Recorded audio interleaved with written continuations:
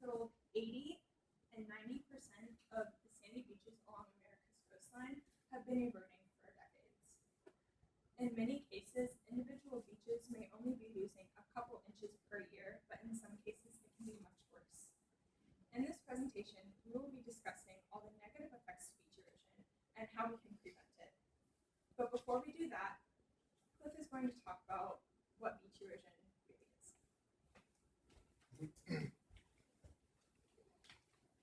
Well, we've all been to the beach, right? We live about 10, 20 minutes from it.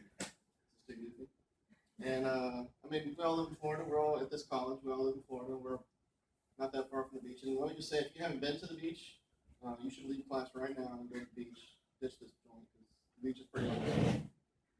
One of the awesome things about the beach is just the immense. Let me just back up.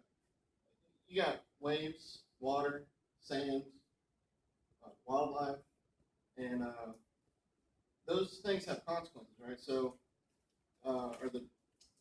the waves have consequences, and one of those is erosion. So, what is beach erosion? Start off. Well, by definition, it's the process by which the surface of the earth is worn away by the action of water, glaciers, winds, waves, etc. And we're going to talk about water and waves specifically. What actually happens with erosion is, beach erosion is the waves crash on the shore. They grab the sand, shells, animals, whatever. They pull it out to sea, and oftentimes they will actually displace them and form a barrier island. That's continuously reshaping the Earth's surface constantly. So how does a wave do that? Well, you got to understand what it is. How does it work? Everything starts from the sun, which you may be surprised to hear. The sun actually heats the earth. So you got the sun up here, you got the earth down here. As the sun heats the earth, it doesn't do so evenly, it does it unevenly. So what you end up getting is warmer air and cooler air. What happens is the warmer air is actually lighter, less dense. I'm sure everybody knows that hot air rises, that's water. So as the hot air rises, you have cooler air that rushes in to take its place, and that is wind. Well, the wind will kind of scoot across the surface of the water, oceans, rivers, what have you, and that friction between the air and the water causes like ripples, which are little waves.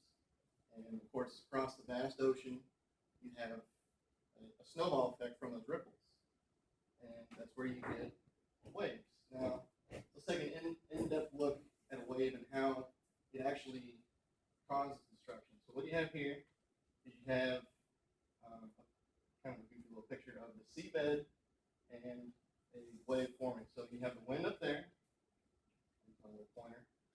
You have the wind scooting across, right? It causes these little ripples, and the sea floor rises as it comes out of the water. So you have this action going, and the water, as it meets the seabed that's rising, you have two things happening. You have the top of the water moving faster than the bottom because it's meeting the seafloor, and because the seafloor is rising, the bottom of the water is pushing up. So you get this effect and this effect, and that's how you get the curl. There's a lot of power. I didn't find anything that could tell me exactly how much, on average, there is energy in a wave, but obviously there's a ton because it can just totally reshape things. But when you get the wave crashing, you have this backwash. That backwash is what takes everything, grabs it, pulls it out to sea. So what are some examples? The Grand Canyon is actually a giant example of erosion. Over thousands and thousands of years, the Colorado River ended up eroding away into what's the Grand Canyon. The Himalayas are thought to be an example of erosion, or most mountain chains are. And one extreme example of erosion is the Cape Hatteras Lighthouse. You're asking, how is that an example? The Cape Hatteras Lighthouse was built in 1870, so keep that in mind. It was built in 1870. When it was built, it was originally originally put 3,300 feet or just over half a mile from the shore. Over the time period from 1870 to 1999, the energy from all these waves just eroded the shoreline more and more and more and more and more until that half a mile was like gone. And it actually was endangered, the structure was endangered by the surf. So the powers that be decided we should probably move this thing. So they moved it another half a mile inward. So you can see just from this one example and from the Grand Canyon and Himalayas and all that, that there are vast consequences from all this energy, not just on structures, but on things like animals. And our resident animal expert is actually Andrew.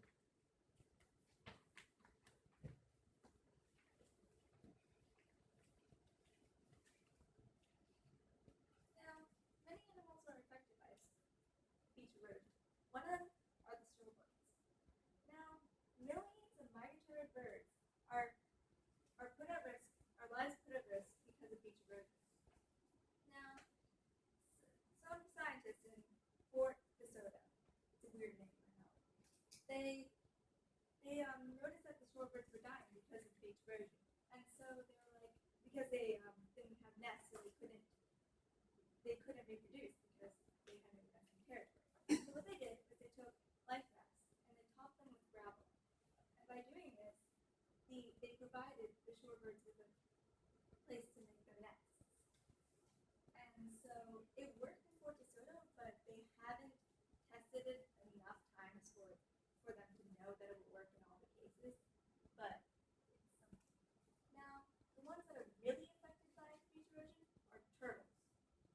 Because turtles are like, they have to go onto the sand to make their nests. And if there is no beach, then there's no nesting habitat. Now, the turtle population has been plummeting over the years. And here in Florida, from Melbourne Beach to Wabasso Beach, it's the largest loggerhead nesting territory in the Western Hemisphere. And it is the second largest turtle nesting territory in the world. 25% of loggerhead turtles have a nest here, and 35% of green turtles have their nests in this stretch of beaches. That's a lot of turtles. And these turtles are affected by beach erosion. Like, you're probably wondering how they're affected. Well, they're affected because when people are trying to kind of fix beach erosion, they put sand back onto the beach. Well, this is not good for the turtles. What happens is that the sand is either too compacted, so it's too hard for them to dig in, or the sediment isn't quite right. Like, the sand they're used to is white, but this one's like black, and it doesn't mix. So the turtles, their nesting temperatures won't be correct, which won't let the egg hatch, because eggs, they need the right temperature to hatch. And it might be too much moisture, and if the moisture builds up, then the nest will cave in. And of course, as I said, too compacted, they won't be able to dig right. And if you can't dig your nest right, then it's just going to collapse again. So really, the main effects of this are either the nest is going to cave in, or it could be run over, because the turtle might not put its nest in the right spot. And you know how in like Daytona Beach that there's some places on the beach you can drive on? Oh, that might kill the turtles. And I love turtles. I really love turtles. And I know I'm not the only person who loves turtles.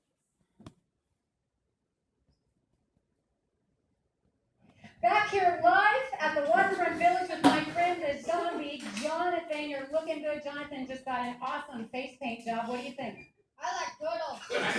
All right, you're a great zombie. And good times here at the Waterfront Village, open for the next 11 days. See, that little kid loves turtles. And he's a kid. Now, somebody who knows about people, beach erosion, is Sunny.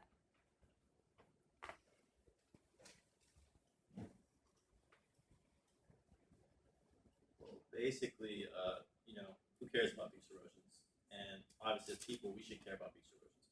It basically is not an issue to most people because they think about like what their problems are, their daily things that they have to worry about, such as greenhouse effects, global warming, melting of polar ice, the polar bears, tsunamis, things of that nature that people complain about and all that good stuff. But in reality, coastal erosion is a massive and an arguable more immediate problem for us as people because it's something that irritates our beaches over time. And a lot of people live off beaches. You got houses, hotels, and you got your other places that you go to, and over time it slowly decreases and pushes away. And over time, like I said, it's pretty much almost impossible to prevent, and it's when it starts happening. So there are a few places that where it does start happening, and what you do when you need to prepare, some just basic things is just construct proper things to prevent the water to splash and suck up the sand, and things of that nature, as you see. And there's other places that actually have been critically affected because they didn't protect themselves to beach erosion as far as it's concerned. Basically Hawaii had a very big wave coming from a storm in the ocean, and other places in the ocean, like other islands of that nature, got hit too. All this basically made the coastal line very vulnerable to the waves, and the erosion basically every year is 15 to 30 centimeters gets pushed away there in Hawaii and other places.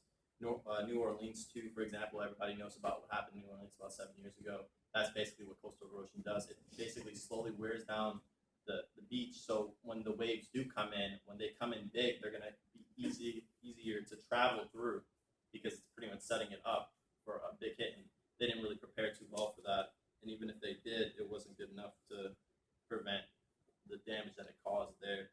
And basically in the UK, there was about seven centuries ago, basically villages today are actually tinier than they were back then because the erosion caused so much problems in shrinking the actual place. It's very different than it was way back then.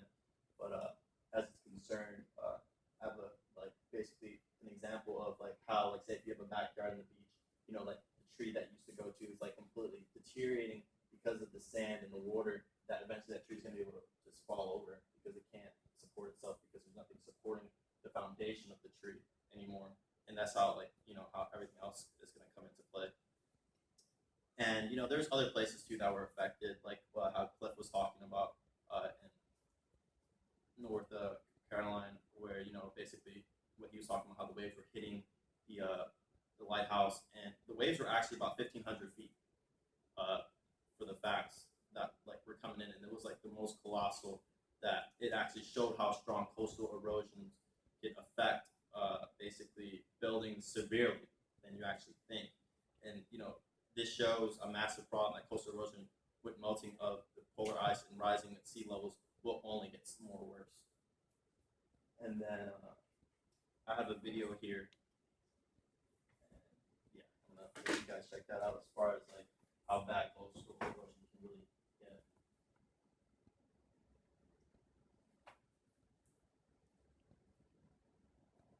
Living life on the edge. Coastal erosion is something people living in communities like Happisburgh in Norfolk know a thing or two about. The wooden sea defences built here 50 years ago have been failing recently. As a result, large chunks of the sandy cliffs have been giving way and falling into the waters below. It's only a matter of time before houses begin to fall with it. A group of hikers in Cornwall got a first-hand look at coastal erosion in its most dramatic form. There we go.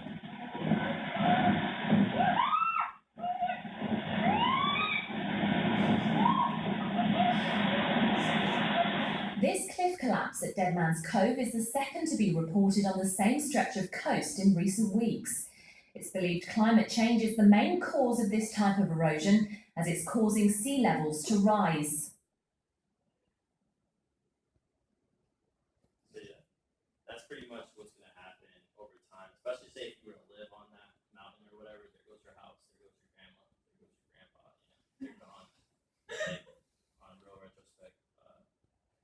living life on the So yeah, basically, it affects people pretty badly. Like I said, these are some of the effects as far as what happens before and then what happens after, as far as what you can, pretty much set yourself up for, or what you're going to be pretty much seeing over the time period. But a really bad incident that was to happen in California in the 70s. There was a massive storm through the sea that was coming between 1975 and 1983. Large chunks of UOF, University of California, were swept into the ocean, and the coastal erosion took its toll on the land. Like it jacked like the college up and just the area pretty badly. So coastal erosion doesn't seem like it's a big deal, but over time it can really come out of nowhere and just hit you with the ambush, and you don't even know what to do because it can get severe, like New Orleans.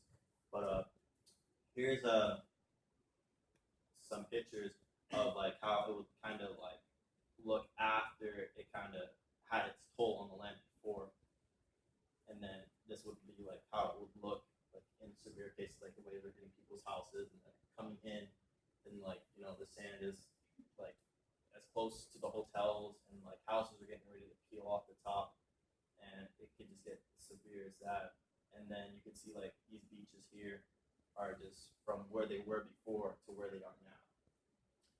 So just imagine like 10 years down the line, where all those houses and buildings, where they're going to be, where's the coastal line going to be? It's going to be way far back. It's going to be a little bit closer. You don't know how bad it's going to get. It's just a matter of preparing for it as much as you can. And here is how we can fix it by my partner, about how we help beach erosion.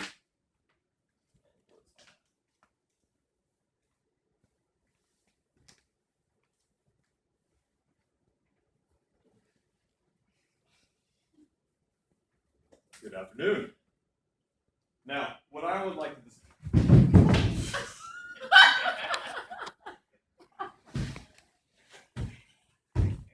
Okay?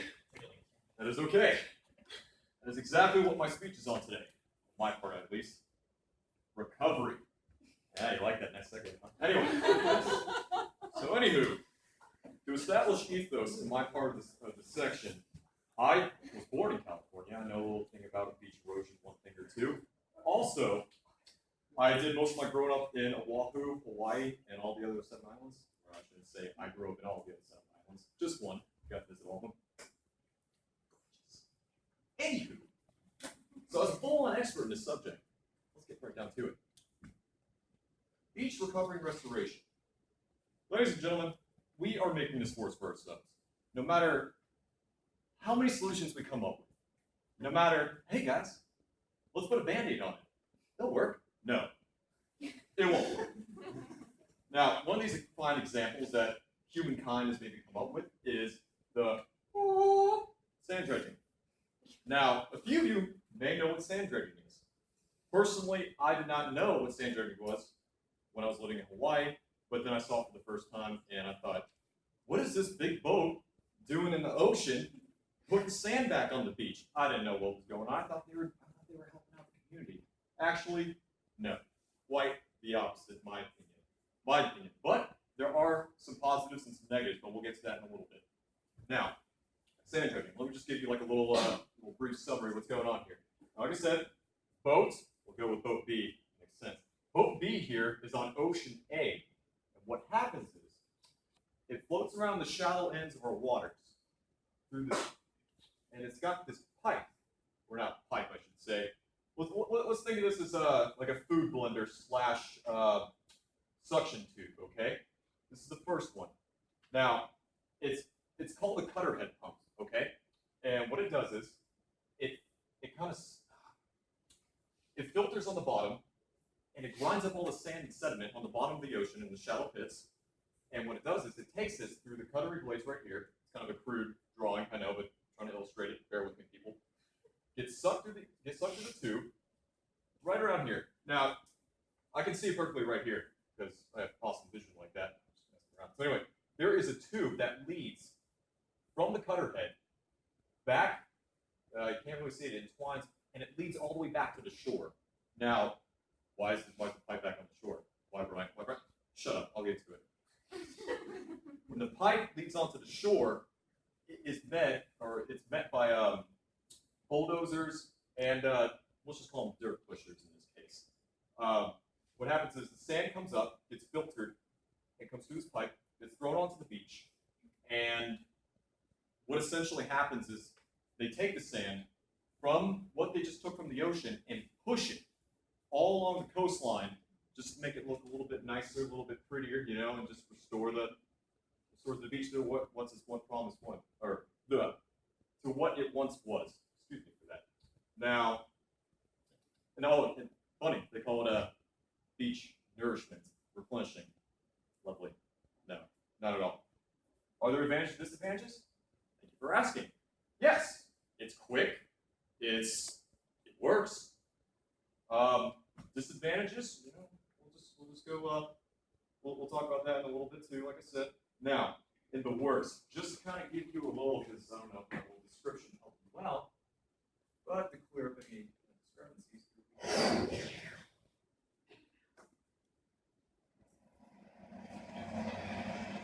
Erosion never stops. The next time you take a stroll along the Brighton Avenue beach, notice the higher and wider stretch of sand.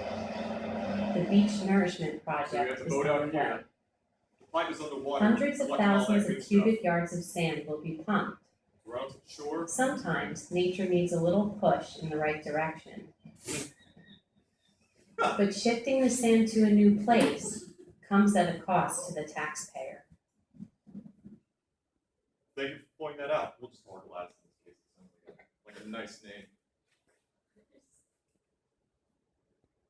Okay, let me salt it back over here. So anywho, benefits versus repercussions. Like I said before, it's a very quick method. It gets the job done. The results are superficial. I mean, they're taking sand from the ocean and they're putting it back on the shore. It looks beautiful. It's great. What's the problem with it? Okay, this is where serious mode gets taken off the glasses for this one. It destroys coral reefs along with any living thing that it sucks up in that tube. Now, it's in the shallow part of our waters where a lot of our fish like to swim. Oh, and here, just to kind of concrete your little talk before, turtles. Turtles all the time get sucked up in these little bastards when it flows through the tube, and they're just throwing fish debris on our ocean, and it's just killing everything. It's not economical, or not economical. It's not a very green way of fixing a problem. Okay, and you're gonna like this one. Dredgers leave offshore pits. Now, when they take this sand and they throw it back on the ocean, they leave immense craters all around our shallow waters. Piece of crap, Brian. Shut up. I'll get to that. When I mean it leaves offshore pits, not only is that destroying our actual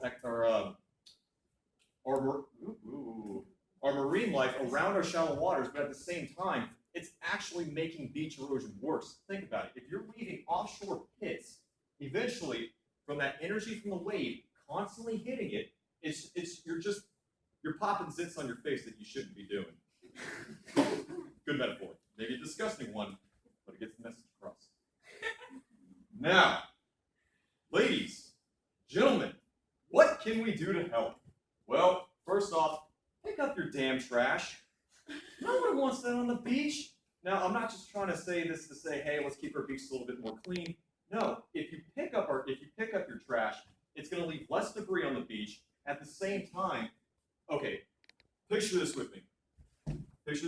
Okay? You leave massive amounts of trash. That is unhealthy for our sand and the foliage that surrounds the waters. Now, with foliage in mind, if all that goes away, that's what pretty much holds down the sand and actually stops beach erosion from progressing any further than it actually should be. Like I said, with the foliage, you should plant more palm trees. Why? They look awesome. 2, coconuts. Everyone loves coconuts. Everybody loves coconuts. And people, please. Every time I go surfing, or I'm just reading my nice book on the beach. People, stay off the dunes. be king of the castle? You don't need to be on the dunes. What I mean by this is, it also helps Andrea over here with the whole turtle situation.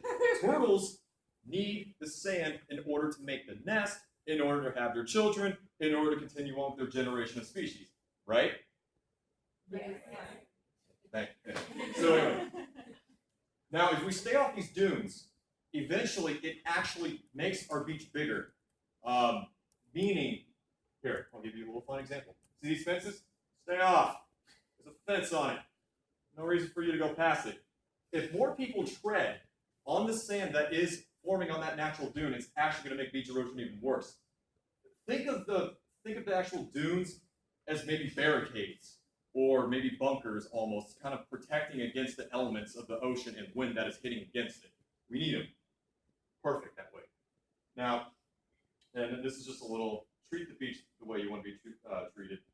I know, but interesting. Anywho, I would say my advice is, if we really want to keep our beaches clean, perfect, pretty, come on people, let's just do it. It can happen. But also, with the palm trees, if you plant mangrove trees, palm trees, or any sort of type of seagrass that is located, or not located, that will actually help the terrain a little bit more. Not only will it help the sand from just staying firm, but also from our detergents, nitrogen, and CO2, those kind of chemicals that float down to the ocean, that just toxifies the water and just makes it a lot worse. It actually absorbs those harmful chemicals, and in turn helps us out in the future. Now, in order to conclude,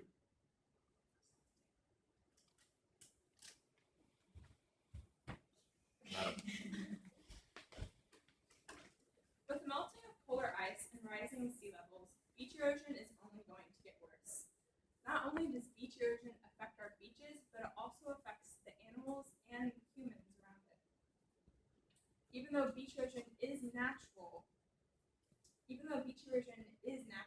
consequences can be very, very crucial, and the recovery can be very, very expensive.